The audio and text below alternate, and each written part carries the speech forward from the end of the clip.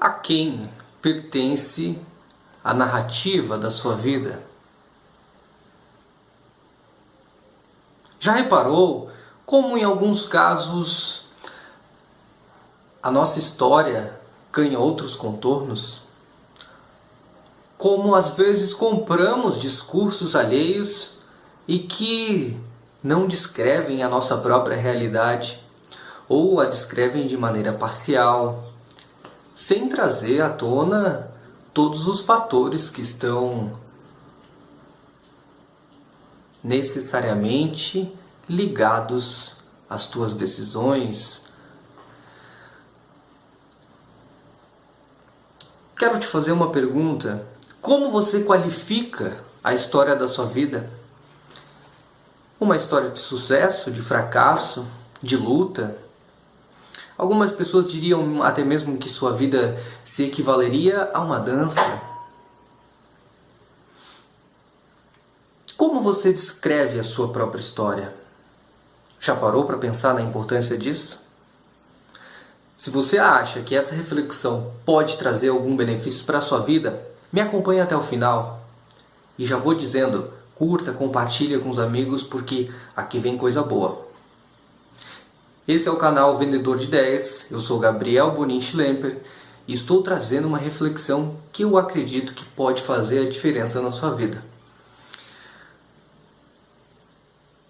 O que é de fato importante quando nós contamos a nossa própria história? O que devemos expor sobre as nossas vidas pessoais? A quem? Em que momentos? Já reparou como às vezes a gente entrega informações tão íntimas a pessoas que não necessariamente vão ter alguma relação com o que você trouxe? Já reparou como muitas vezes nos tornamos fechados para eventos internos, até mesmo com os nossos familiares ou as pessoas que nós amamos e que vivem a maior parte do tempo conosco? Pois é, aprender a se observar no momento em que você narra a própria história pode te trazer chaves de autoconhecimento que vão desencadear mudanças profundas na sua relação consigo mesmo e com o mundo. É isso que se propõe a psicanálise, é isso que se propõe as terapias psicológicas. Através da fala, você fazer uma decodificação do seu ambiente interno e da maneira como você interpreta o mundo externo. Veja que ferramenta poderosa e que pode estar presente na sua vida. Conheci recentemente a história de um filósofo que fazia versos para se autoanalisar. Provavelmente esse filósofo ele escrevia narrativas num papel contendo elementos cotidianos, seus sentimentos, suas emoções. Nossas emoções e sentimentos são uma matéria-prima valiosa e que pode ajudar você a se conhecer. Mas o que você busca quando conta a sua própria história? Aonde você quer chegar? Muitas pessoas falam dos seus problemas. E ao falar dos seus problemas, caem numa grande armadilha. Na armadilha de achar que consolo, o sentimento de misericórdia do outro, o sentimento de compaixão do outro, se equivale à amizade. Cuidado! Eis aqui uma grande armadilha. Quando falar de si mesmo, você já se pegou em algum momento sendo inconveniente? Falando algo que não devia de si mesmo? Ou até mesmo um sentimento que você tem em relação a uma outra pessoa? Pois é, você pode causar um enorme estrago na sua imagem.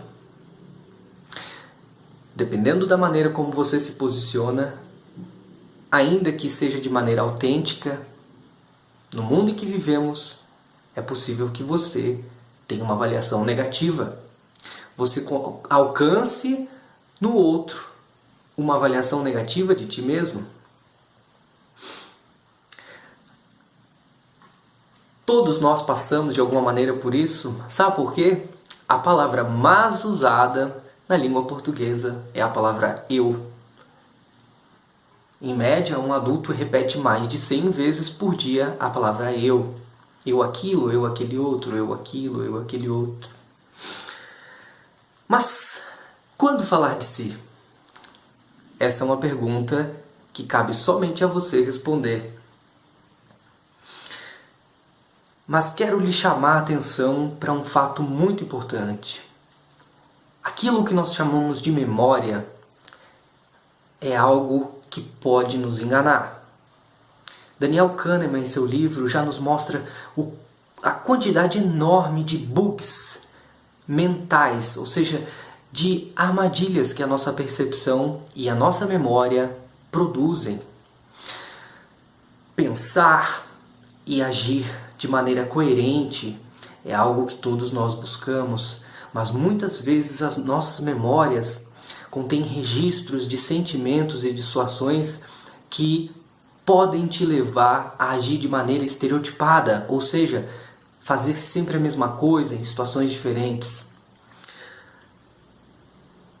Quando você narra a sua história, você está, na verdade, resgatando sentimentos. E o que é um sentimento?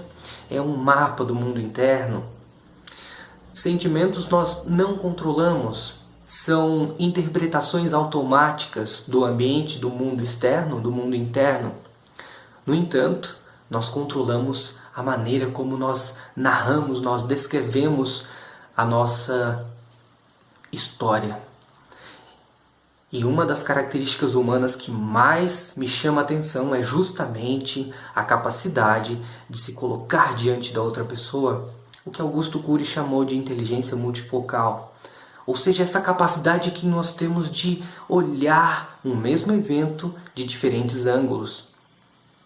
Entender o poder dessa ferramenta para a sua vida pode trazer benefícios significativos à medida em que, compreendendo que sentimento é um resultado de interpretações que são feitas a partir de pensamentos, nós podemos alcançar uma melhor qualidade de vida, eliminando sentimentos que nos destroem, sentimentos que muitas vezes não têm uma utilidade.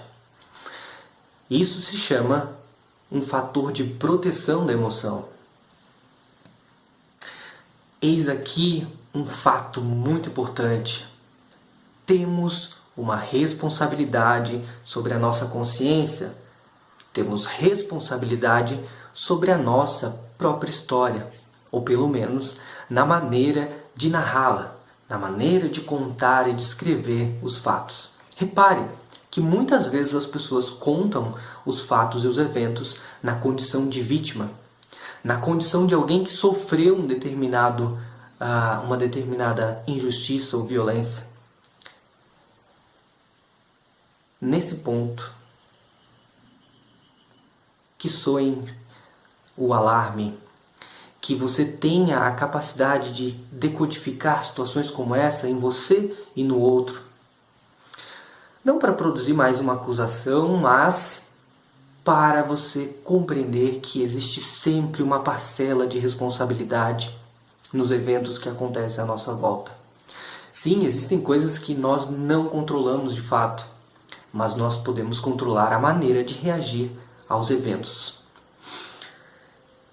Por isso, preste atenção na maneira de você contar a sua história, pois isso pode ser a diferença entre a derrota e a vitória.